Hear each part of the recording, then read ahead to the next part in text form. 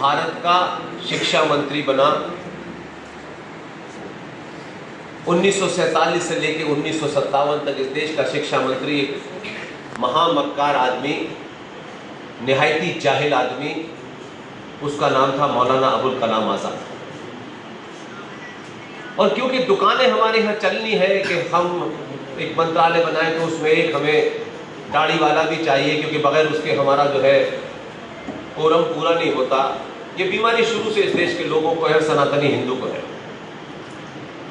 इस देश में पिछले 70 सालों में 6 शिक्षा मंत्री मुसलमान बने, तब भी उनके मानने वाले कहते हैं कि हम जाहिल हैं, मुसलमानों को मौका नहीं मिलता। तो इसमें हिंदुओं की गलती नहीं है, क्योंकि ये आप ही का मानना है कि एक किताब आ जाने के बाद बाकी किताबें पढ़ने की जरूरत ही नहीं है, तो इसमें हिंदू क्या करें। ऐसे समय में जम्मू से एक प्रोग्राम के सिलसिले में जब मैं आया तो विशाल गुप्ता जी ने मेरी मुलाकात कराई शमशेर सिंह साहब से। आप जम्मू से एक अखबार निकालते हैं, उस अखबार का नाम है दैनिक स्टेट समाचार। और मैं जब मिला शमशेर जी से तो बहुत देर अखबार उलट पुलटने के बाद मैंने कहा आप क्यों निकाल रहे हैं। तो उनकी बात मुझे, जो मैं पहले सोचता था कोई 10-12 साल पहले, वो मुझे ऐसा लगा कि शायद जो कुछ मैं कभी सोचता था या ढूंढता था वो शमशेर जी के साथ बात करने से लगा कि वो बात मुझे मिली। दैनिक स्टेट समाचार सिर्फ 2 मरे 4 घायल हुए, सिर्फ यहीं तक सीमित नहीं है। और मैंने शमशेर सिंह साहब से कहा कि देखिए जो मैं मुहिम चला रहा हूं, तो उन्होंने कहा कि यह अखबार मैंने पैसा कमाने के लिए, नेताओं तक पहुंचने के लिए, पैसे लेकर नेताओं, चोर नेता को महान बताने के लिए, बलात्कारी नेता को महान बताने के लिए मैंने नहीं चलाया था। इस अखबार को चलाने के पीछे मेरी इच्छा है कि जो समाज को कहना चाहिए था वो नहीं कह रहे, मैं इस अखबार के माध्यम से सनातन संस्कृति की पुनर्स्थापना के लिए क्या युवाओं को करना चाहिए, ये मेरा एजेंडा है। और ये बात मेरे बहुत हृदय तक उतरी। और उसके दिन के बाद मैंने कहा कि मैं जब भी जम्मू आऊं तो आप मेरे साथ रहिएगा। और ये पहला ऐसा प्रोग्राम है कि वो मेरे साथ भी है और इस प्रोग्राम को आयोजक भी है। तो शमशेर सिंह साहब आपका बहुत बहुत धन्यवाद, बहुत बहुत। आज के इस प्रोग्राम में ऊधमपुर प्रेस क्लब के अध्यक्ष श्री सुमित शर्मा जी, हमारे बीच में पंडित जी पवन सेठ जी भी मौजूद हैं, जिन्होंने अपने मंदिर का भव्य दर्शन कराया। और इस पूरे प्रोग्राम को जो सहयोग दिया है वो डीडीसी राकेश शर्मा जी और रोहित सेठी जी, उनका भी बहुत बहुत धन्यवाद। लोग सोच सकते हैं अक्सर कि ना तो कोई चुनाव है, न पार्टी में कोई मामला है, और पूरे देश में कहीं कोई चुनाव नहीं है और जम्मू कश्मीर में तो नहीं है, क्योंकि इस किस्म की सभाएं हमारे समाज में कराने का तभी देखते हैं जब नेता को बुलाना होता है, सभाएं करानी होती हैं, वोट मांगने होते हैं। ऐसी कोई चीज़ इस समय जम्मू कश्मीर में नहीं है, न यूपी में है, न दिल्ली में है। अभी मुझे हैदराबाद जाना है। तो फिर ऐसी सभाएं कराने का फायदा क्या है, इसका क्या लाभ लेना चाहता है? बहुत कम लोगों को इस बात का अंदाजा है, क्योंकि कुछ लोग एक ही चश्मे से भीड़ को देखते हैं। वो भीड़ देखते ही उनको अपना वोट समझ में आता है कि ये मेरा वोट है। इस 15-16 साल के सफर में मैंने कोई ऐसी सभा नहीं देखी कि जिसमें आम लोग सुनने आए हो, बिना इस लालच के आए हो कि सभा के बाद खाना बटेगा या प्रसाद मिलेगा या भोजन की व्यवस्था है। लोग 20-20, 30-30, 40-40 किलोमीटर से चल के आते हैं। तो मेरा ये विश्वास बढ़ जाता है कि इस समाज में ईमानदार सच्चे लोग अपने राष्ट्र के प्रति, अपने भावनाओं के प्रति, मान्यताओं के प्रति, संस्कृति के प्रति लोगों में एक भूख है, लेकिन लोगों ने उनको इतना ठगा है, उसके बावजूद भी अगर ये आते हैं तो ये सभा में एक एक आदमी 1 लाख के बराबर है। इसलिए ये कोई साधारण सभा नहीं है।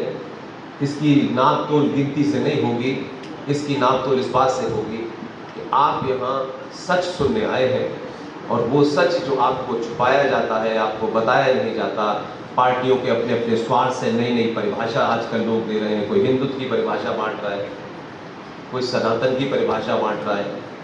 जो आपके स्वार्थ में ठीक लगे वही लोगों ने राष्ट्रवाद समझ रखा है। राष्ट्रवाद किसी के स्वार्थ से तय नहीं होता। इसलिए राष्ट्र क्या है, देश क्या है, हमारी मान्यताएं क्या है, परंपराएं क्या है, ये हमको पता ही नहीं। इसलिए हमारे लोग ही हमको मूर्ख बना रहे हैं, कोई शत्रु आपको मूर्ख नहीं बना रहा है।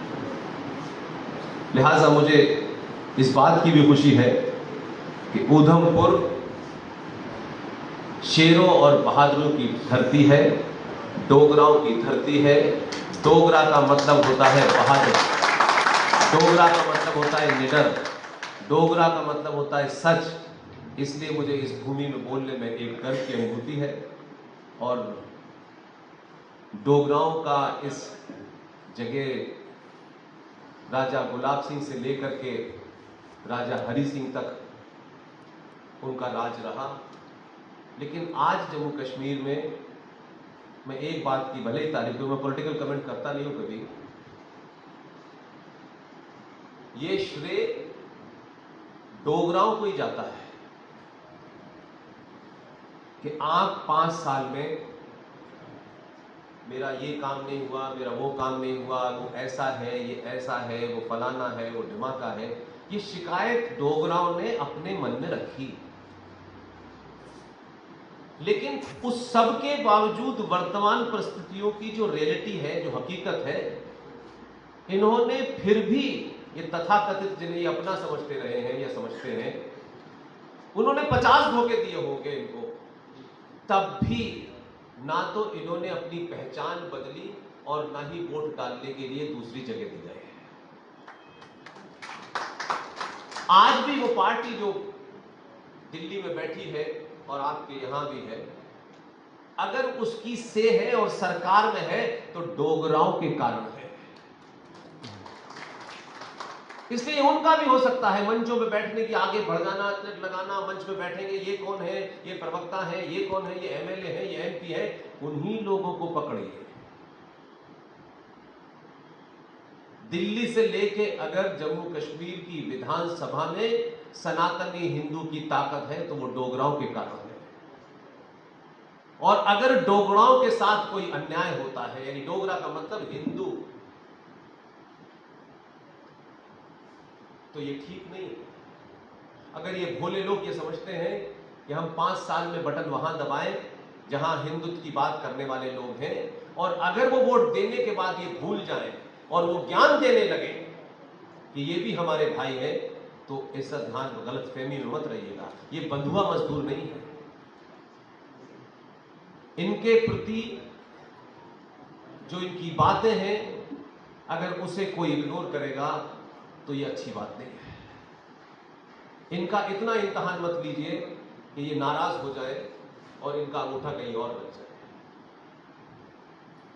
इन्होंने तमाम आपने काम नहीं किए, उसके बावजूद भी आपको ही चुना, और जो चुन के आपके बीच में से गए उनसे मेरी जिम्मेदारी है। वो पार्टी के नाम पे क्या करते हैं मुझे नहीं पता। वो ये सोचे कि जिन्होंने हमें चुन के भेजा है हम उनके प्रति वफादार रहे। जिस दिन ये भाव भारत की राजनीति सनातनी हिंदू में आ जाएगा, कोई काम दुनिया का ऐसा नहीं है जो दिल्ली में ना हो। बहुत लंबे समय के बाद सनातनी हिंदू अपने हिंदू कहने से भी शर्माता था, अपनी हिंदू आइडेंटिटी से भी शर्माता था। तिलक लगा के घर से निकले, 4 लोग मिल गए, भाईजान के मोहल्ले से निकले, 4 ताल्लुकात हैं, ईद की सेवैयां खानी है, तिलक मिटा लो। ये बीमारी हिंदुस्तान के हिंदुओं को है।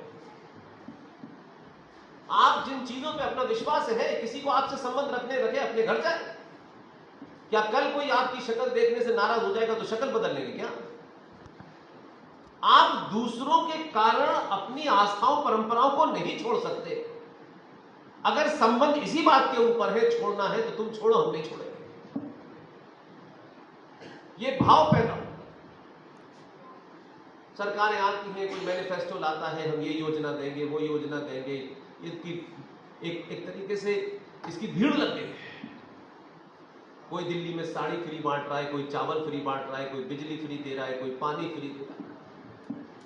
लेकिन समग्रता में देखें, जो देखना चाहिए, समग्रता में हर आदमी, हर पार्टी सनातनी हिंदू को खरीद रही है। रेस लगी हुई है, क्योंकि सबसे सस्ते में सनातनी बिकने को तैयार है। पूरे विश्व में जब दुनिया देखती होगी कि दुनिया का सबसे पुराना लोकतंत्र, सबसे बड़ा लोकतंत्र, इसके बड़े कसीदे पढ़े जाते हैं कि हम दुनिया के सबसे बड़े लोकतंत्र हैं, इतना बड़ा लोकतंत्र कहीं नहीं है। और तथाकथित तौर पे हमें गर्व भी होने लगता है कि हम बहुत बड़ा। भाई, दुनिया आपको जब इस लोकतंत्र को देखती होगी और इस लोकतंत्र के ड्रामे को जो 1-1.5 महीना तक चलता है, तो ऐसा नहीं है कि दुनिया के बारे में आप ही को पता है, आपके बारे में भी दुनिया को पता होगा। तब वो भी आपका मूल्यांकन करते होंगे कि कैसे ये लोग हैं। कोई भगवान राम का वंशज बताता है, कोई कृष्ण का बताता है, कोई आचार्य चाणक्य का बताता है। ये उनके वंशज को हुआ क्या है कि 2 रुपए किलो चावल और 1 महीने की बिजली फ्री मिलने में आप राजा किसी को भी बना देते हैं। कोई और आपके साथ में और भी लोग रह रहे हैं, उन्होंने कभी, वो अपनी उस सभ्यता को बचाने के लिए, चाहे वो मार काट की हो, लूट की हो, बचाने के लिए वो किसी हद तक जाते हैं। लेकिन आपने पूरी दुनिया को एक सभ्यता दी। आपका दुनिया में कहीं एक ऐसी घटना नहीं मिलती कि किसी दूसरे की सभ्यता या उसकी आस्था से अगर आपका विरोध है तो आप उसकी गर्दन काटते हैं। उसके बावजूद भी आपकी हालत यह है कि आप 5 साल में 30 सेकंड के लिए सनातनी नहीं होते। हर चौराहे पे 2 मंदिर, हर यहां पंडित जी, वहां पंडित जी, यहां भंडारा, वहां भंडारा। लेकिन जब वोट देने का समय आता है तो चावल कौन ज्यादा दे रहा है, कोई साड़ी दे रहा है, कोई कुछ दे रहा है, हम उस पर बिकते हैं। ये कभी हमारी आत्मा को झंझोड़ता नहीं है। हम कैसे घटिया लोग हैं भाई। हमारे बारे में लोग क्या, इंडिविजुअली तो आपकी ईगो बहुत हाई होती है कि शर्मा जी से अगर 2 इंच छोटा मकान रह गया तो नाक कट जाएगी यार। किसी भी कीमत से अपने पड़ोसी से बड़ा मकान होना चाहिए। हमारे बारे में कोई ये ना कहे कि भाई हम गए थे तो उन्होंने खाने में अच्छा खाना। यहां तो बड़ी ईगो है आपकी, लेकिन एक राष्ट्र के रूप में आपकी ईगो ये है कि आपको दुनिया खरीद, हर आदमी आप ही को खरीदता है।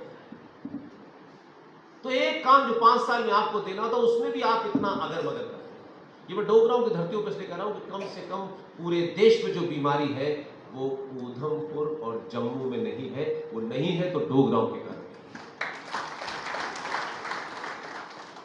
इसलिए मेरा मानना है कि कुछ मुद्दे जो आजकल एक बड़ी देश में शोर मचा हुआ है, देश में चारों तरफ लोग बहुत झूम रहे हैं। मैं किसी पॉलिटिकल पार्टी का 10 पैसे का भी सदस्य नहीं,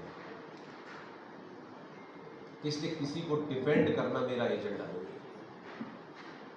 लेकिन वर्तमान परिस्थिति में पिछले 70 सालों से जो भी हुआ है, ये सवाल उन तथाकथित हिंदूवादियों से पूछना चाहिए कि आप इस 70 सालों में हर चौराहे पे 2 दुकान, ये बड़ा संगठन है, ये 100 साल का है, ये 500 साल का है, ये 1000 साल का है। भाई, आप इस देश में पिछले 70 सालों में 100 सनातनी हिंदू योद्धा नहीं चुन पाए। आपने उस भट्टी से ऐसे लोग कैसे निकाले हैं कि वहां जाने के बाद वो कुछ और करते हैं। कम से कम मदरसे से निकलने वाला मौलवी जो है वो वही बोलता है पार्लियामेंट में जो उसके मदरसे में पढ़ाया जाता है। लेकिन आप पूजा पाठ सब कुछ करने के बाद हम 500 लोगों में से 100 सनातनी ऐसे पैदा नहीं कर पाए कि अगर संसद पे इस बात पे चोट हो जाए, संसद पे अगर ये कोई सवाल उठा दे तो दुनिया इधर से उधर हो जाए, या तो वो रहे संसद में या आप रह सकते। हम ऐसा नहीं करते, बल्कि अपने लोगों को भ्रमित करने के लिए नए नए परिभाषा करते हैं, क्योंकि अब वहां बैठ करके सनातन की बात नहीं करनी है, अब पैसा कमाना है, दुकान चलानी है, अगली बार कैसे हम फिर दोबारा से आ जाएं, एन कैन प्रकार से 2 कमरे के मकान से निकले और 5 साल के बाद 12 कमरे के मकान में आए, ये एजेंडा है आपका। कुछ इधर उधर हल्की हल्की बातें कर दो तो ये समाज सोचे अच्छा ओ क्या बात कर रहे हैं, ये सबसे बड़ी प्रॉब्लम है। हम दुनिया में एकमात्र ऐसे देश हैं कि पूरा राष्ट्र सरकारों के ऊपर निर्भर है। सरकार आएगी तब एक धारा हटाएगी, फिर धारा हट जाएगी, फिर उसके बाद हम खुश होंगे और फिर वही काम करने लगेंगे। सरकार आई, 500 साल के बाद एक मंदिर बना, लेकिन उस मंदिर में भी एक महामूर्ख संगठन के एक महामूर्ख आदमी ने, क्योंकि लोग वर्तमान में जीते हैं कि लोग मेरी तारीफ करें, कहीं ऐसा न करें कि यार पुष्पेंद्र जी ने भाईजान का दिल दुखा दिया। भाईजान का कल दुखता हो, अभी दुख जाए, उनके कारण में झूठ नहीं बोलने वाला। राम मंदिर बन गया, कुछ लोगों ने हवा चलाई, ऐसे बहुत सारे हमारे यहां दलाल मौजूद हैं। एक आदमी सीता मणि से जल लेके आया है, वो फजल भाई है, तो क्या करें भाई? किसने कहा था फजल भाई से? नहीं वो बहुत अच्छा है, तो क्या करें भाई? ये अच्छा था तो कहां था 500 साल से? तो अब क्या किया गया? नहीं साहब, उस मंदिर के बाहर फूल बेचने की एक दुकान इनकी भी दे दो। आप अपने वर्तमान में किसी के साथ अच्छे हो सकते हैं, दिख सकता है, लेकिन आप सनातन सभ्यता में ऐसे लोगों को क्यों घुसाना है?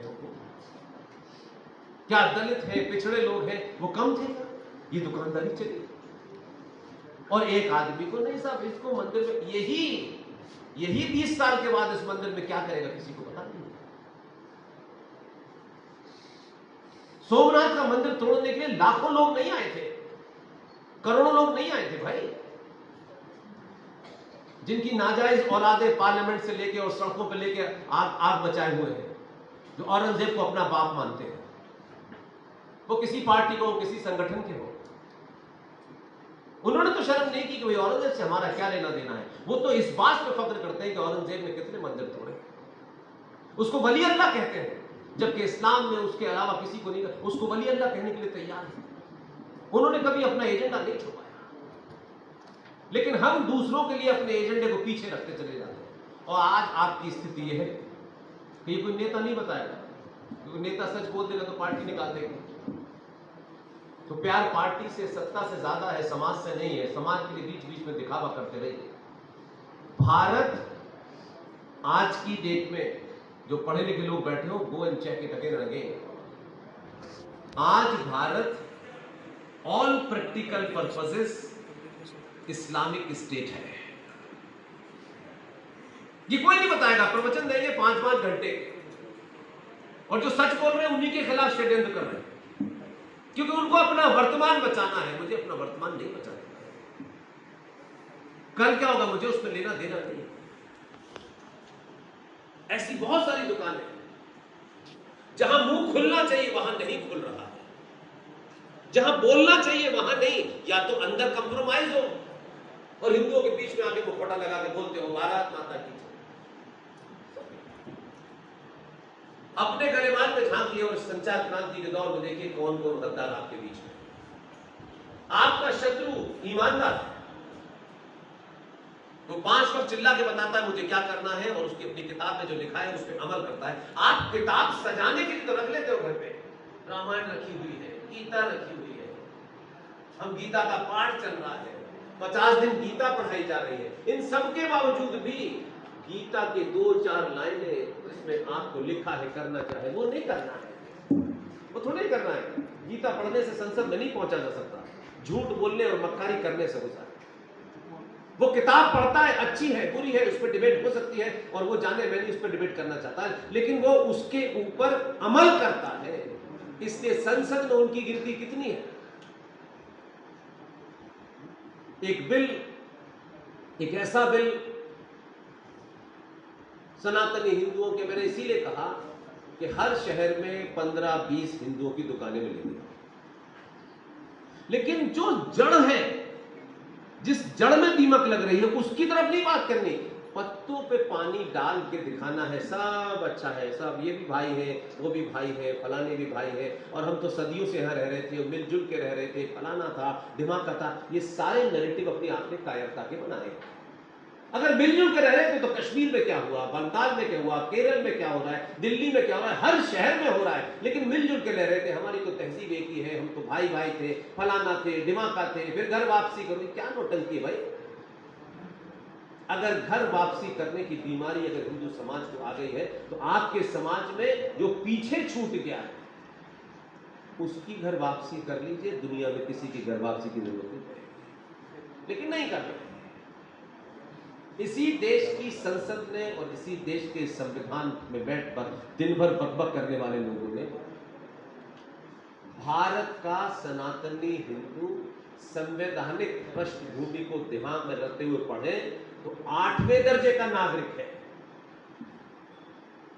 अब ये बात आप मेरे मुंह से सुनने के बाद हो सकता है कुछ लोगों को लगे कि पुष्पेंद्र जी कुछ सत्या है, कह सकते हैं, लेकिन मैं जहां इस सभा में जितने भी लोग बैठे हैं सब जाएं, चेक करें, रीचेक करें, और मेरी बात में अगर डॉट बराबर भी कोई गलत बात हो, मुझे विशाल को पकड़ लीजिएगा, स्टेट टाइम के एडिटर साहब को पकड़ लीजिएगा। आप मेरी गलत बात गलत साबित कर देंगे, मेरे जीवन की वो आखिरी सभा होगी। मैं इतनी दूर से और इतनी लोगों की मेहनत के बाद यहां आकर के ताली बजवाने नहीं आया ना, मेरा कोई एजेंडा नहीं। कोई आदमी नहीं होगा कि अपने घर में बुलाए, अपनी सभा में बुलाए और इतनी कड़वी बातें सुने। ये सब जानते हैं मैं क्या बोलूंगा, इसलिए बुलाए, इसलिए ये भी बहादुर है। मैं आपसे कोई झूठी इधर उधर की कहानी, बनाई हुई कहानियां चल रही, नई नई कहानियां चल रही। राम के ऊपर नई कहानी बना ली, कृष्ण पे नई कहानी बना ली आपने किसी को छोड़ा ही नहीं। आपके लिए मंदिर क्या है? सनातनी हिंदुओं के लिए ज्यादातर मंदिर उनकी अनंत इच्छाओं की पूर्ति के लिए है। मंदिर गए, मंदिर में कुछ मांगा, वो नहीं मिला, 2 बार नहीं मिला, 3 बार नहीं मिला, तो मंदिर बदल लिया। फिर उस देवी के चले गए, फिर वहां चले गए, फिर वहां चले गए, फिर चांदनिया के घर चले गए, फिर अजमेर में जाके सर मारने लगे। आपकी अनंत इच्छाओं की पूर्ति के लिए मंदिर का निर्माण नहीं हुआ है। ये किसने आपको बता दिया कि मंदिर में जाके जो कुछ मांगोगे वो हो जाएगा? जो भी कहता हूं वहां झूठा है। आज मंदिर बनने में उनकी बात नहीं करता।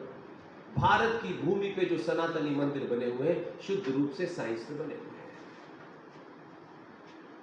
मंदिर आपकी उस शक्ति को, उस मंदिर में जो शांति है, उसमें से जो रेस निकलती है, वो तो बढ़ा सकता है। लेकिन आप कहो कि नहीं मुझे तो मारुति गाड़ी नहीं चाहिए, मुझे शेवरलेट चाहिए, तो मंदिर का काम नहीं है देने का। इसलिए आप रोज इधर से रोज एक नई देवी पैदा हो रही है। फिल्म वाले संतोषी मां पैदा कर देते हैं, संतोषी माता को भी एक देवी मान लेते हैं। हर चौराहे पे एक मंदिर बना हुआ है, ना तो उसकी कोई पवित्रता है, ना उसका कोई बैकग्राउंड है। क्यों बने, कैसे बने हैं? और ये वो लोग कर रहे हैं जिनके पास यहां से लेके वहां तक पूरी जो आपके ज्योतिर्लिंग है सब साइंस है। प्रसाद चढ़ाएंगे, आप तो भगवान को भी रिश्वत देते, मेरा ये काम कर दे तो मैं भंडारा दे, ये काम कर दे तो मैं मंगल को लड्डू जाऊं। ये होता है? हम कौन थे भाई? मंदिर आपकी आस्था का केंद्र है और आस्था शुद्ध रूप से साइंस है, लेकिन नहीं करना। हम संकट होगा तब मंदिर जाएंगे, दिखाना होगा शहर में कि हम कितने बड़े आदमी हैं, उतना बड़ा भंडारा कर देंगे। 500 लोगों को खाना खिलाने के बाद हमने बहुत बड़ा काम कर दिया। अब भगवान को तो हमको एमपी बनना चाहिए ना। पंडित जी पूरे श्लोक हमसे बता पा रहे हैं, इस श्लोक का मतलब क्या है, क्यों कहा गया है, ये गीता में क्या कहा, कुछ मतलब नहीं। प्रसाद दो, जाओ खत्म करो, उसको समझ ही नहीं आ रहा। इसलिए चाहे वो क्रिश्चियन हो, चाहे वो सिख हो, चाहे वो पारसी हो, चाहे वो बौद्ध हो, वो बताइए कभी मंदिर बदलने जा रहा है क्या अपना? ईसाई जहां खड़ा है वहीं जाता है। वो 1400 साल पहले उसी मस्जिद पे जा रहे हैं, उसी मजार पे जा रहे हैं, वो तो नहीं बदल रहा। क्या कभी सुना है कि अजमेर शरीफ के मानने वाले वहां से निकले और उसके बाद वैष्णो देवी चले गए कि वहां काम नहीं पूरा हुआ तो यहां? ये बीमारी हमें ही क्यों? तो यहां से शुरू होता है, तब आप बहुत सारी चीजों को देखने नहीं चाहते कि हमारे बीच में हो क्या रहा है। हम वही देखना चाहते हैं जो हमारी आंखों को अच्छा लगे, बस। हमें क्यों देखना है? हमें बुराई की तरफ जाना नहीं है। और बुराई आती है एक दिन, और कश्मीर में सनातनी कश्मीरी हिंदू पंडितों को मार के चली जाती है। और कश्मीर में हुआ है तो ठीक है, कश्मीर में हुआ है यार, वहां हुआ है, यहां क्यों हुआ है? इसी सनातनी समाज को फ्रांस में क्या लेटेस्ट फैशन आया है ये आपको पता है, कौन सी आज नई कार आई है ये आपको पता है। लेकिन इस कश्मीर की धरती पे कश्यप ऋषि के वंशजों का नरसंहार हुआ, 2500 लोग मारे गए। ये बात कश्मीर से निकल के दिल्ली और दिल्ली से निकल के मुंबई नहीं पहुंची। इस देश में एक आदमी इसी कश्मीर का, ये कितनी शर्म की बात है कि वो कन्फेस कर रहा है, वो टेलीविजन पे आके बता रहा है कि मैंने एयरफोर्स के 4 अफसरों की हत्या की है। लेकिन भारतीय दलालों की राजनीति ऐसी है कि वो प्रधानमंत्री के निवास में चाय पीने के लिए बुलाया जाता है, समाज में कोई नहीं कुछ होता। लेकिन आपका आदमी कोई जरूरी तौर पे भी हथियार उठा ले तो इतना बवाल मचाते हैं कि आपकी पार्टियां टिकट देने से डरती हैं। ओ, ये है फर्क। आप जिस संकट में खड़े हुए हैं उस संकट के लिए सिर्फ सनातनियों का लालच, इसके अलावा कोई दूसरा बीमारी नहीं है। और ये लालच इतने दूर तक चला गया है कि अभी संसद में जो बिल पास हुआ है, उस बिल के खिलाफ 233 वोट पड़े हैं, जबकि संसद में शायद 30 या 32 मुसलमान हैं, अलग अलग पार्टी को मिलाकर। तो कौन है गद्दार? और वक्फ बोर्ड क्या है? वक्फ शब्द का मतलब क्या है? ये कभी सुना आपके डिस्कोर्स में हुआ? कहीं पार्टी के अलावा भी हुआ? पार्टी के लोगों का भी अपना अपना एजेंडा है, उन्होंने बताया कभी? मुझे तो बता दें, मैं तो पिछले 20-25 साल से इसी में हूं। यही सुना हो कि वक्फ का मतलब भी क्या होता है? आम सनातन हिंदू को ये भी नहीं पता वक्फ का मतलब क्या होता है। अच्छा ठीक है, हमारे भाई ने अगर 10 गज जमीन ज्यादा ले लिया, 50 साल तक हत्याएं होंगी, उसकी पत्नी उसकी बेटे तक से हत्याएं होती रहेंगी। 10 गज 20 गज जमीन अगर हिंदुओं में आपस में सगे भाई में वहां होती है, और दिन भर भारत माता की जय कहने के बाद, भारत माता क्या है? फोटो है क्या फ्रेम में लगा करके कुछ लोगों ने रखा हुआ है? ये भारत माता, ये भूमि है। इस भूमि के ऊपर पिछले 40 सालों से 9 लाख एकड़ भूमि लोगों ने ले ली आपसे। आप सो रहे थे, क्योंकि आपको क्या मतलब, आपका तो 200 गज का प्लॉट ठीक है, बराबर में शर्मा जी, ठाकुर साहब सब रह रहे हैं, बस हमारी दुनिया यहीं तक है। इस्लाम के अंदर मजार हराम है, प्रॉफेट मोहम्मद साहब की मजार है भी, लेकिन भारत में क्योंकि महामूर्ख रहते हैं, इसलिए मजार स्टेशन पर है, मजार हाईवे के ऊपर है, मजार हर सड़क पे मौजूद है। कुरान फरमाता है कि ना मोहम्मद साहब की न कोई शक्ल है, न मोहम्मद साहब की कोई तस्वीर है। उन्होंने खुद कहा कि नहीं, कुछ नहीं होना चाहिए। उनको डर था कि ऐसा ना हो कि लोग मेरी मजार के ऊपर ही कल से फूल चढ़ाने लगे और इसी की पूजा करने लगे। न उनकी मजार है, न उनके खानदान में किसी की। तो कोई वो बेवकूफ थे क्या? तो इस देश की भूमि पे जब कब्जा हो रहा था तो कहां थे मठ, कहां थे मंदिर, कहां थे वो लोग जिन्होंने सब कुछ छोड़ दिया है राष्ट्र के लिए?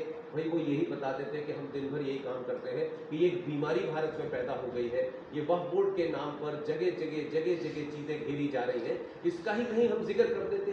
सुना था 10 साल पहले किसी ने जिक्र?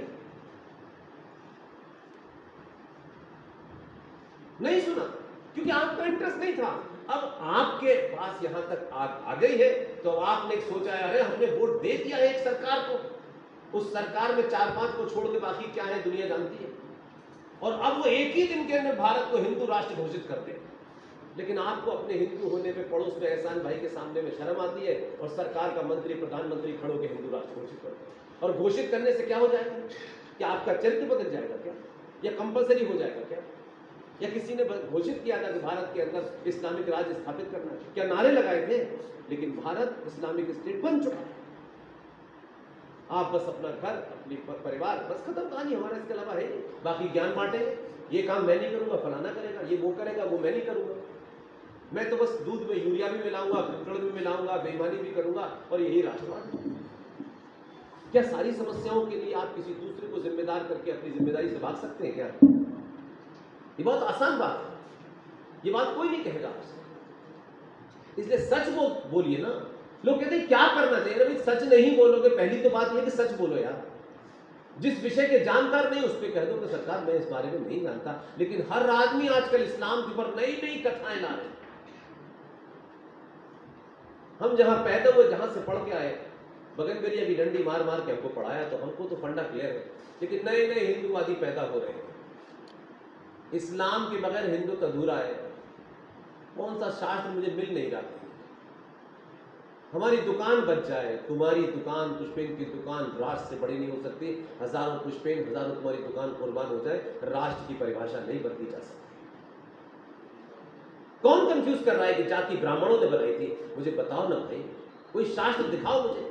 आपकी उस बारीक बात पे चोट कौन कर रहा है? मुसलमान नहीं कर रहा, सिख नहीं कर रहा, पारसी नहीं कर रहा। कौन नए नए ज्ञान आपको दे रहा है? कौन कह रहा है कि मंदिर मस्जिद बराबर है? कहां पढ़ा? ये सारी कायरों की हरकत है कि शत्रु से लड़ नहीं सकते तो उससे समझौता करके रह लो। समझौता जिस दिन टूटता है उस दिन कश्मीर हो जाता है, बंगाल हो जाता है। कहां पढ़ा? लेकिन ऐसी राग हम अलाप रहे, सुबह शाम अलाप हो। और जिसे टिकट मिल गई और वो जरा एमएलए हो गया, वो तो हमको ज्ञान देने लगेगा 2 मिनट में। एमएलए बनते अकल आ जाती है लोगों को। तो झूठ तो हमने बोला है भाई, कोई एक क्षेत्र में नहीं बोला, हर क्षेत्र में बोला है। और आज भी धड़ल्ले से बोल रहे। इसलिए हम वक्फ बोर्ड को कब सुना हमने? अब पूरा देश बड़ा चल, अब कह रहे ये भी समाप्त कर देना चाहिए था। हम चद्दर ओढ़ के सोएंगे, सरकार हमारे लिए सब कुछ कर देगी। उन्होंने कभी कोशिश नहीं की कि भारत की संसद में 303 एमएलए आएंगे तब हम भारत को इस्लामिक राष्ट्र घोषित करेंगे। ऑल प्रैक्टिकल पर्पसेस, दलाल नेताओं, इस पार्टी के हो, उस पार्टी के हो, सब बिके और उन्होंने भारत को आज की डेट में इस्लामिक स्टेट बन चुका है। आपको वो बात बताने नहीं चाहिए। अभी तो एक छुआ है, अभी तो वक्फ बोर्ड का मामला है, अभी तो एक ही चीज सच की है, बाकी पता ही नहीं है आपको।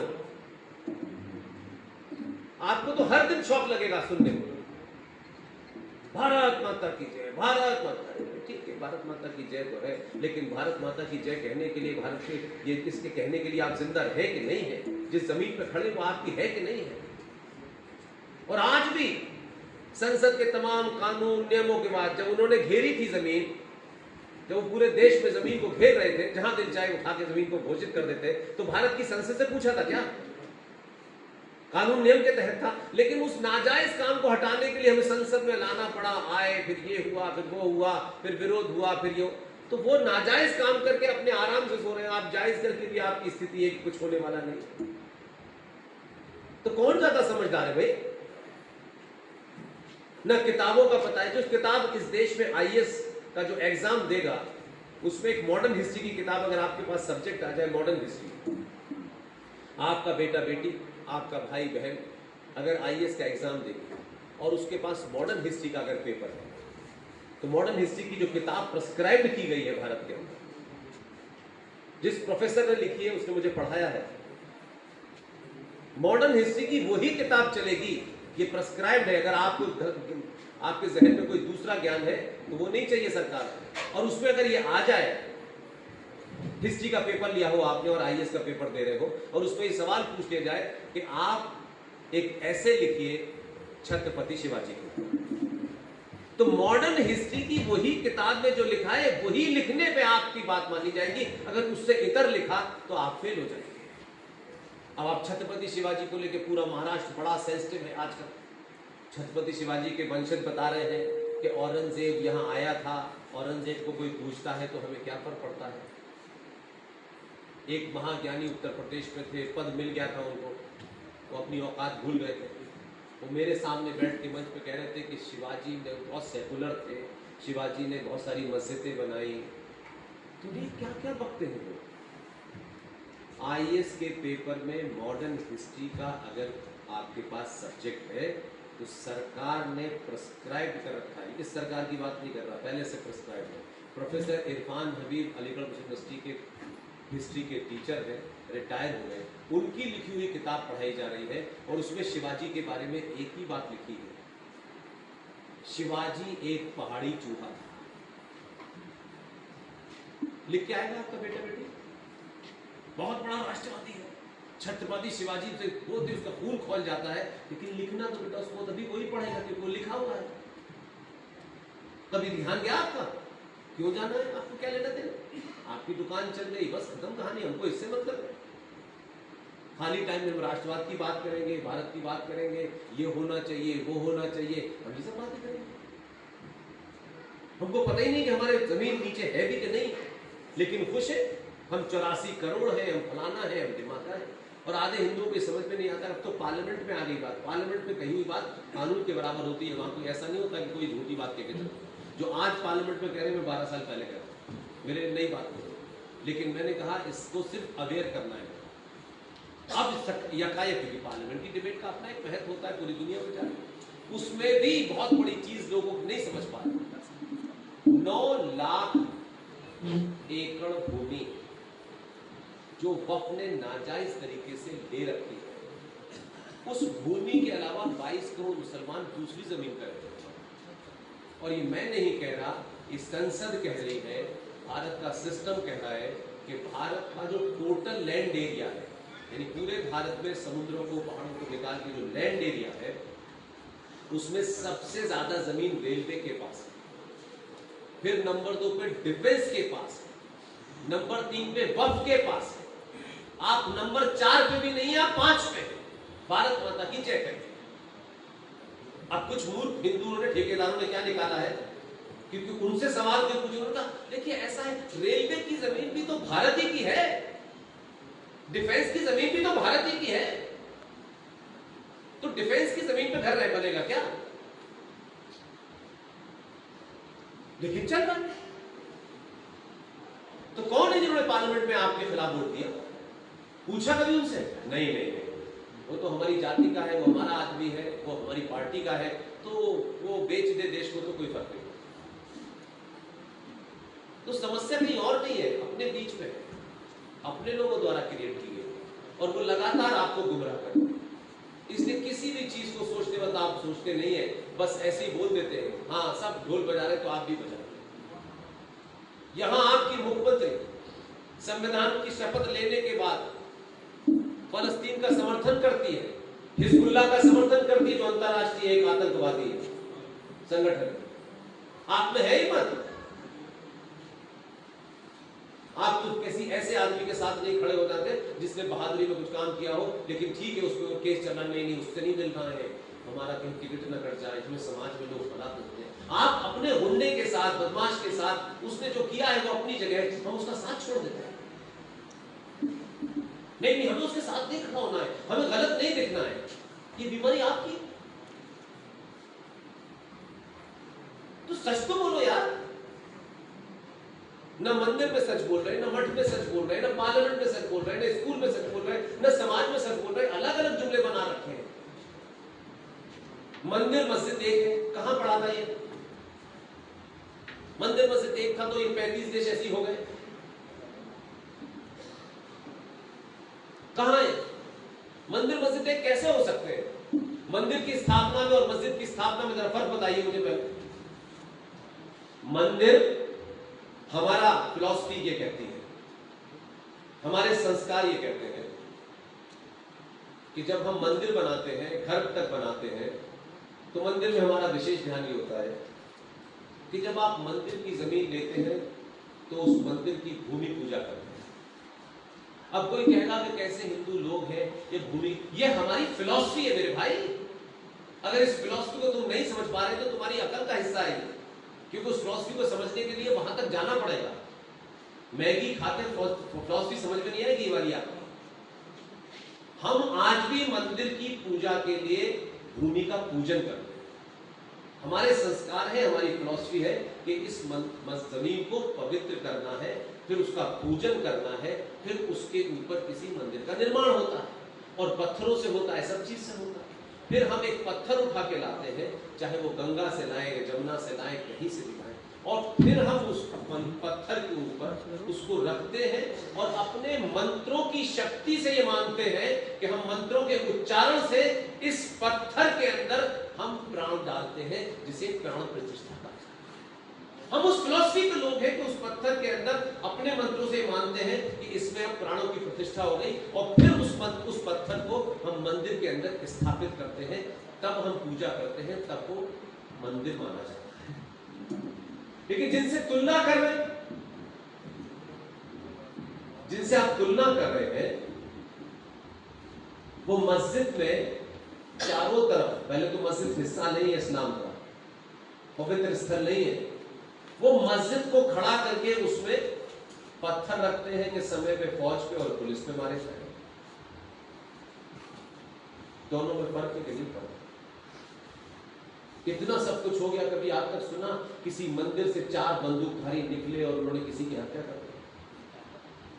कहीं सुना कि किसी मंदिर के अंदर कट्टे गोले बदमाश रखे हुए थे? और कश्मीर के अंदर क्या हो रहा था सबको पता है। मस्जिदों से क्या नारे लग रहे थे कश्मीरी पंडितों को मारने के लिए। बड़े बड़े आतंकवादी मस्जिदों में छिपे हुए थे। तो आप किसके साथ तुलना कर रहे हैं? कहां भाईचारे की बात कर रहे हैं?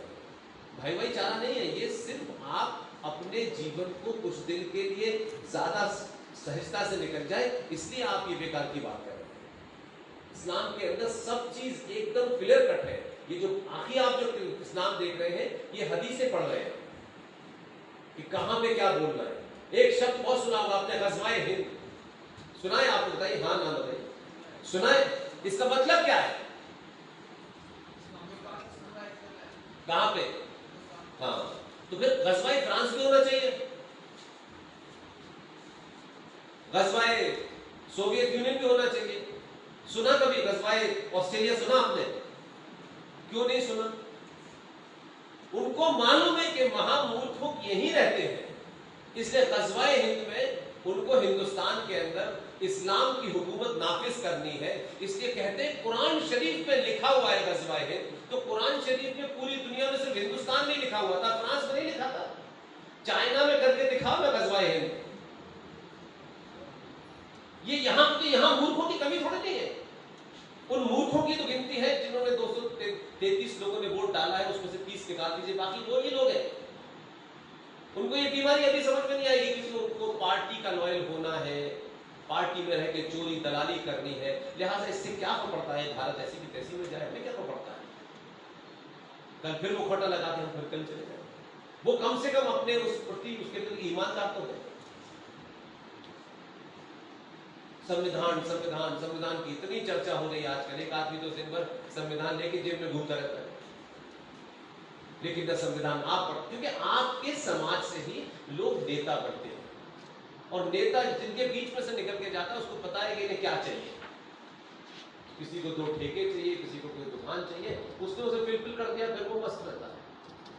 उनके समाज में से जो नेता जाता है वो ऐसा नहीं जाता, उसको रोज शाम को हिसाब देना है, उसको रोज खड़े होना है, मैंने क्या किया अपनी कौम के लिए। इसलिए जायज नाजायज तरीके से ताकत से वो सब चीज हथियाता है। और आपका नेता बनते ही सबसे पहले वो आपसे पीछा छुड़ाता है कि कहीं मुझसे करिए कुछ मांग न ले, कल मुझे कहीं इनको कुछ देना न पड़े। इसलिए 1947 बहुत चर्चा होती है कि 1947 में भारत आजाद हुआ। हम सब ये बात कह रहे हैं, 1947 में भारत आजाद हुआ, किसी के पास कोई डॉक्यूमेंटेशन है इसका? किस जगह ये बताया गया कि 1947 को भारत आजाद हुआ? और चलिए थोड़ी देर के लिए मानते हैं आपको नहीं बताया। आज इस संचार क्रांति में जो डॉक्यूमेंट जो ओरिजिनल पेपर हम सपने में भी नहीं सोच सकते थे, आज 10 पैसे से भी कम कीमत में अवेलेबल है। जिस समय 1947 में भारत के अंदर जो लास्ट गवर्नर जनरल ऑफ था लॉर्ड लुईस माउंटबेटन, और उस समय ग्रेट ब्रिटेन के अंदर जो प्रधानमंत्री था उसका नाम था क्लेमेंट एटली। क्लेमेंट एटली की कैबिनेट मीटिंग में जाइए और कैबिनेट मीटिंग में लिखा हुआ है 15 अगस्त 1947, it was a transfer of power. सत्ता का हस्तांतरण आजादी नहीं होता है। लेकिन चचा नेहरू ने 15 अगस्त को भारत आजाद हुआ है, और उस आजादी में क्या 3-4 ऐसी चीजें हैं जो मैं आपको ज्यादा आप बेहतर समझ सकते हैं। अगर भारत 15 अगस्त 1947 को आजाद हुआ, तो या तो आजादी की कोई परिभाषा बताएं मुझे, क्या इसको आजादी कहते हैं, इसको नहीं कहते साहब। 15 अगस्त 1947 को और 14 अगस्त 1947 को जो शख्स ब्रिटिश साम्राज्य का लास्ट वाइसरॉय था, ब्रिटिश साम्राज्य का जो लास्ट वाइसरॉय था, उसका नाम था Lord Louis Mountbatten. Fair enough. अब आजाद हो गया देश, तो हम क्या करेंगे, है ना, हमें करना है ना। 15 अगस्त 1947 को लॉर्ड लुईस माउंटबेटन, जो ब्रिटिश साम्राज्य का आखिरी वाइसरॉय था, वो इस देश की आजाद भारत का पहला गवर्नर जनरल बना। कितनी खूबसूरत आजादी है।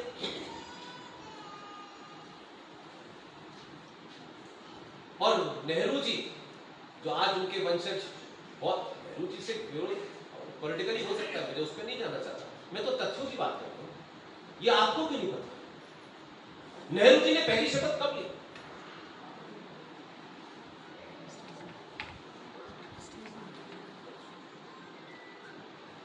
यही है विशाल गुप्ता जैसी बात।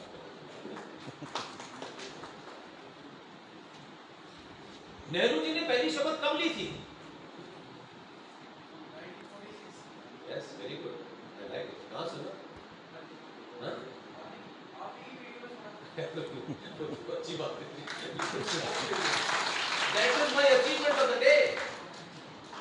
ये पूरी मुहिम इस उम्र के बच्चे के लिए, इसको अगर आपने इक्विप्ड कर दिया सच से, ये अगले 50 साल तक इसको कोई बेवकूफ नहीं बना सकता।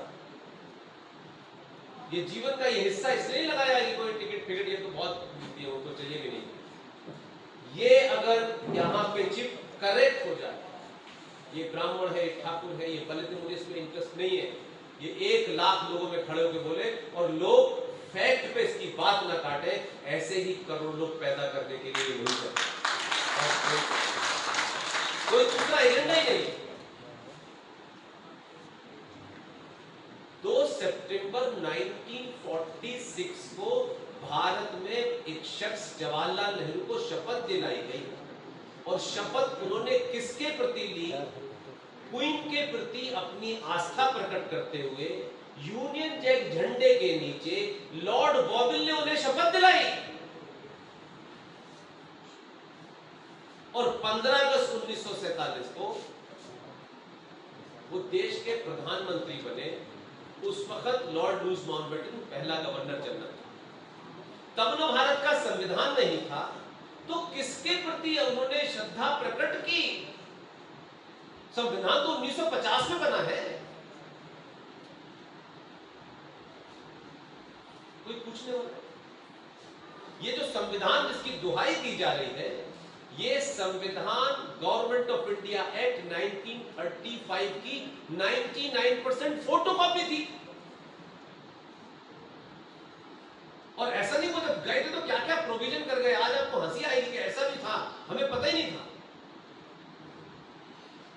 जो कांग्रेस जिसके वारिस बता रहे हैं कि हमने आज इतनी हमारे परिवार ने कुर्बानियां दी और कांग्रेस ने दी, उनसे पूछो तो भाई कि इस संविधान की कुर्बानियों के बारे में जो तुम बता रहे हो, इस संविधान के अंदर में सबसे मुझे ताज्जुब लगता है, शौक लगता है, हिंदूवादियों से मुझे शिकायत है कि आप जब ये 24 घंटे काम कर रहे हैं तो ये बात हम जैसे लोगों को बताते, हम तो 2 वक्त की रोटी के इंतजाम में जिंदगी में लगे हुए थे, ये आपका काम था, आपने सब कुछ छोड़ दिया, आपने नहीं बताया।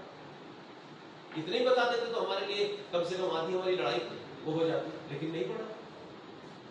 संविधान 6 घटनाएं ऐसी हैं, इसलिए मैं उन घटनाओं को क्रोनोलॉजी में आपसे बोलता हूं ताकि आपको कभी भी पूरे इतिहास की किताबें जितनी पढ़ लीजिए, वो 6 घटनाएं कभी नहीं बताता कोई, अलग अलग तरीके से बताता है, और उसके एक पूरा राज है उसके पीछे। तो मैं अक्सर इसलिए लिख लेता हूं कि कहीं ऐसा ना हो कि बोलने में ऊपर नीचे हो जाए, लेकिन थोड़ा सा मुझे उसमें उसकी मदद चाहिए होती है, इसलिए मैं उसको लिखता हूं। 6 घटनाएं।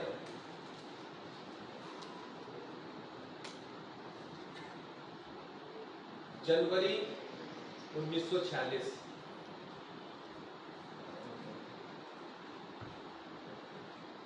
मार्च 1946।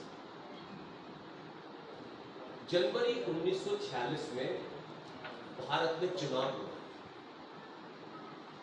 और वो चुनाव जो 15 प्रांतीय असेंबली थी उसकी कुल संख्या 585 थी। उसमें से 492 सीटें, 1585 थी, उसमें से 492 सीटें मुसलमानों के लिए रिजर्व थी। और ये इसलिए महत्वपूर्ण है कि लाहौर के अंदर 1940 में मुस्लिम लीग ने ये रेजोल्यूशन पास कर दिया था कि हमें पाकिस्तान चाहिए। 1940 उस रेजोल्यूशन पास करने के बाद 1946 में जब 15 प्रांतीय असेंबलियों का चुनाव हुआ, उसमें 492 सीटें मुस्लिम लीग के लिए, मुसलमानों के लिए रिजर्व थी। चुनाव हुआ तो 492 में से 429 सीटें मुस्लिम लीग ने जीती। और महाराष्ट्र के अंदर एक जगह है मुंबई में, बायकोला, नाम सुना होगा आपने। बायकोला से मोहम्मद अली जिन्ना चुनाव जीता, और मोहम्मद अली को मरे हुए इतने साल हो गए, आज तक उस बायकोला की सीट सिर्फ मुसलमान ही जीतता है। और जब वो चुनाव हो गए तो मुसलमानों को और मुस्लिम लीग को लगा इन चुनाव की बुनियाद के ऊपर तो हमें ये साफ हो गया कि हम पाकिस्तान नहीं ले सकते। 1946 में मार्च की घटना है। युवा लोग जो है इन डेट्स को याद रखें, मेरी कहीं स्पीच में से निकाल ले तो और आसानी हो जाएगी। मार्च 1946 में एक डेलीगेशन ग्रेट ब्रिटेन का भारत आया, और उसमें क्लेमेंट एटली का ये कहा गया कि हम सत्ता का हस्तांतरण शीघ्र करने वाले हैं। ये उन्होंने साफ किया। उसे हम लोग कैबिनेट मिशन प्लान के नाम से जानते हैं। आप जब उसे खोलेंगे तो उसमें लिखा हुआ है कि कैबिनेट मिशन प्लान यहाँ आया था सत्ता का हस्तांतरण करने के लिए, और उन्होंने बहुत साफ साफ बात एक ऐसे आदमी के कान में कही जिसके बारे में, यानी ये देश कमाल का है। राम को गाली दे दो, सीता के बारे में कोई अभद्र भाषा बोल दो तो समाज देश में कोई हलचल पैदा नहीं होती, लेकिन एक मनुष्य, हमारे अपने दौर का मनुष्य, कोई करोड़ों साल पुराना मनुष्य नहीं, उस मनुष्य को इतना बड़ा बना दिया है कि उसके पापों के बारे में, उसके झूठ के बारे में, डॉक्यूमेंटेड झूठ के बारे में बोल दो, ओह आपने गांधी जी पर टिप्पणी कर दी, गांधी जी राम से बड़े क्या? एक मनुष्य थे, एक पॉलिटिकल लीडर थे। अगर आज मूल्यांकन होगा और उन्होंने उसमें कोई गड़बड़ की है तो नहीं कहेंगे क्या?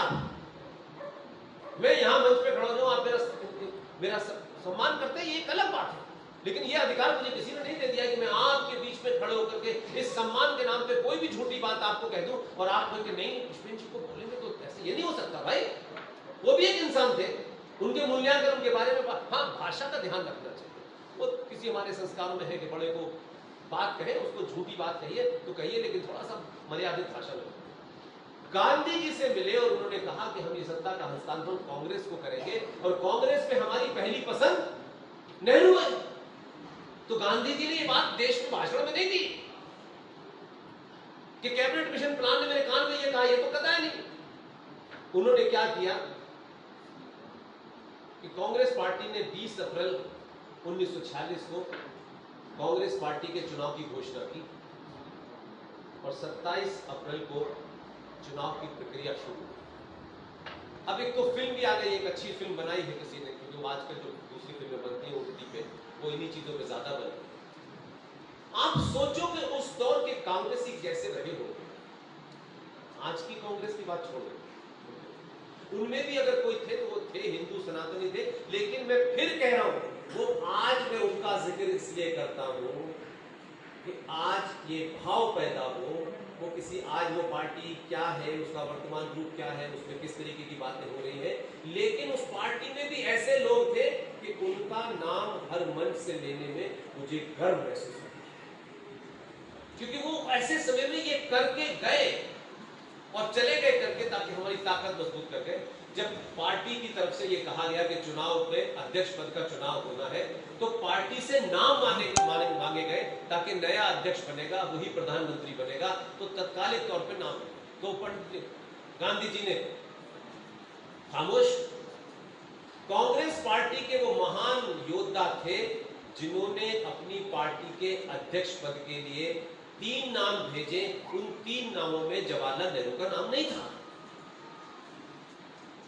तो महान महात्मा गांधी ने अपने कद का इस्तेमाल करते हुए CWC में गए और ये कहा उन्होंने कि गांधी मेरी पहली पसंद है। गांधी जी के दबाव में जो 3 नाम भेजे गए थे, उसमें से एक नाम को हटा करके नेहरू जी का नाम उम्मीदवार के तौर पर विधिवत भेजा गया। लेकिन उससे भी महान वो 15 प्रांतीय असेंबलियों के कांग्रेसी थे, क्योंकि उस पूरी इलेक्शन प्रोसेस को देखने के लिए गांधी के सबसे नजदीक विश्वास पात्र, फिर मैं कह रहा हूं, ऐसे लोग थे, विश्वास पात्र थे, सब कुछ थे, लेकिन जब समय आया राष्ट्र का, तो उन्होंने गांधी के झूठ का साथ नहीं दिया। वो आदमी सच लिख के गए। और गांधी को ये गलतफहमी थी कि ये मेरे साथ दुनिया में जाता है, मेरे सारे कुकर्मों को जानता है, इसको मैं करूंगा तो ये बेईमानी करेगा। लेकिन वो महान आत्मा आचार्य JB कृपलानी ने वो बेईमानी नहीं। आचार्य JB कृपलानी की देखरेख में कांग्रेस पार्टी के अध्यक्ष पद का चुनाव हुआ, और ताज्जुब देखिए, ये लोगों को पता होना चाहिए कि प्रांतीय असेंबली में 15 वोट थे, उसमें से 1 वोट पट्टाभी सीतारमण को चला गया, 2 वोट इनवैलिड हुए, और 12 के 12 वोट सरदार पटेल को मिले। लेकिन उन्होंने अपने कद का इस्तेमाल और अंग्रेजों से जो सौदा कर रखा था, उन्होंने आके क्या कहा, भाई नेहरू की हार तो ये मेरी हार है। और ये एक बार उनको खून लग गया था, ये बात आपको नहीं पता। एक बार पट्टा सीतारमण के बीच और सुभाष के बीच में चुनाव, वहां वो पढ़ेंगे तब ये चरित्र पता चलेगा। दोनों के बीच में कांग्रेस अध्यक्ष पद पर चुनाव हुआ, सुभाष जीत गए। सुभाष के जीतने के बाद सुभाष दूसरे कैरेक्टर के आदमी थे, लिस्ट टाइप के आदमी नहीं थे, ये चुनाव जीत गए। जीतने के बाद गांधी ने कहा कि पट्टाभी की हार तो मेरी हार है सुभाष। वो जानते थे कि कौन सा आदमी किस टाइप का, कौन कितना बेहया होगा और कौन कितना खुददार आदमी होगा। जैसे ही गांधी ने कहा, सुभाष ने इस्तीफा दे दिया कांग्रेस पार्टी से, और यही उन्होंने एजेंडा अपनाया। बाद में नेहरू जब हार गए तो सरदार पटेल के पास गए। सरदार पटेल सब सम्मान करते थे, लेकिन बहुत अच्छे मन से नहीं, बहुत इज्जत के मन से नहीं, वो हट गए। 12 वोट लेकर के जिस आदमी को अध्यक्ष बनकर प्रधानमंत्री बनना था, क्योंकि अंग्रेजों से सुपारी ले रखी थी आपने, तो नेहरू को आपने देश का पहला प्रधानमंत्री बनाया। और 28 अप्रैल 1948 की क्लेमेंट एटली के मीटिंग की वो मिनट्स, जिसे मैंने अपने फेसबुक पेज पे शेयर किया है, 28 अप्रैल 1948 को भारत का प्रधानमंत्री, स्वतंत्र भारत का प्रधानमंत्री, दुनिया जमाने का प्रधानमंत्री, विजनरी प्रधानमंत्री, जैसे क्या क्या आज की डेट में चल रहा है, उसको उस वक्त के परिप्रेक्ष्य में देखो, आज के परिप्रेक्ष्य मत देखो। वो विजनरी प्रधानमंत्री 28 अप्रैल 1948 को जो चिट्ठी उन्होंने लिखी है क्लेमेंट एटली को, उस चिट्ठी में वो लिख रहे, महामहिम, मैं आपसे अनुरोध करता हूं कि भारत के गवर्नर जनरल भारत के गवर्नर जनरल लॉर्ड माउंटबेटन साहब का ट्रांसफर बर्मा हो चुका है। मैं आपका अनुमोदन चाहता हूं कि बंगाल के गवर्नर चक्रवर्ती राजगोपालाचार्य को भारत का गवर्नर जनरल बनाया जाए। ये 1948 में चिट्ठी अंग्रेज से मांग रहे हैं सहमति के लिए। भारत आजाद,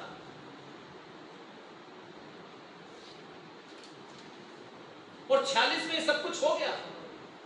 एक घटना आपको ताज्जुब लगेगी, ये सारी घटनाएं 46 की, और 6 दिसंबर 1946 को संविधान बनने की प्रक्रिया शुरू हुई। इन डेट्स का महत्वपूर्ण रीजन है जिसके मैं कह रहा हूं। देश में 10.5 लाख सनातनी हिंदू लोग, दिल्ली की तस्वीरें सब मौजूद है, आर्काइव में जाकर देखिएगा, कोई मेरे पास नहीं है। दिल्ली की सड़कों पे चील कौवे लाशें खा रहे थे, गलियों में, छतों पे, कहां कहां लाशें पड़ रही थी। 10.5 लाख का मतलब समझते हैं कि ट्रेन जो भरी हुई थी वो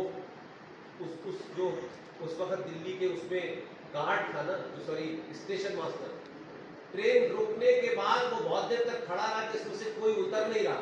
कि वह शॉक लगे, इतनी बड़ी ट्रेन आई है, उसने जब दरवाजा खोला तो लाशें गिरी।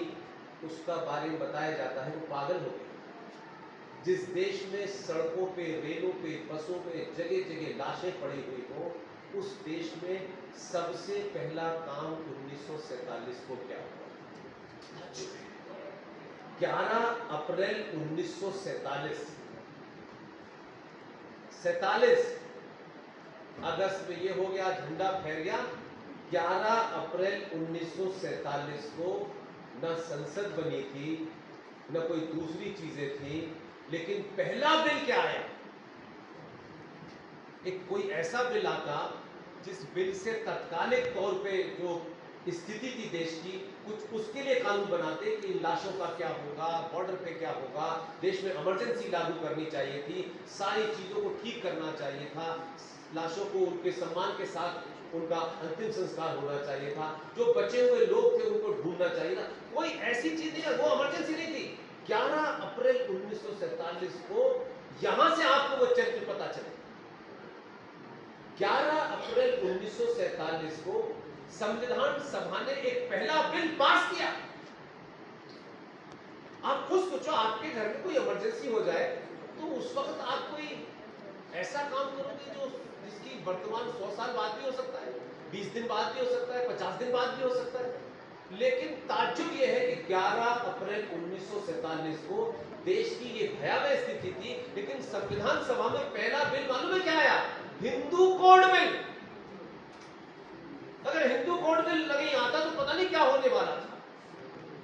तो किसके इशारे पे आप हिंदू कोड बिल लाए? जब भारत के अंदर चुनी हुई संसद नहीं थी, संविधान नहीं था, तो हिंदू कोड बिल क्या इतना इमरजेंसी का काम था? ये तो नॉर्मल समय में भी हो सकता था, और पास कर दिया हिंदू कोड बिल। तो किस एजेंडे के तहत ये देश चल रहा था भाई?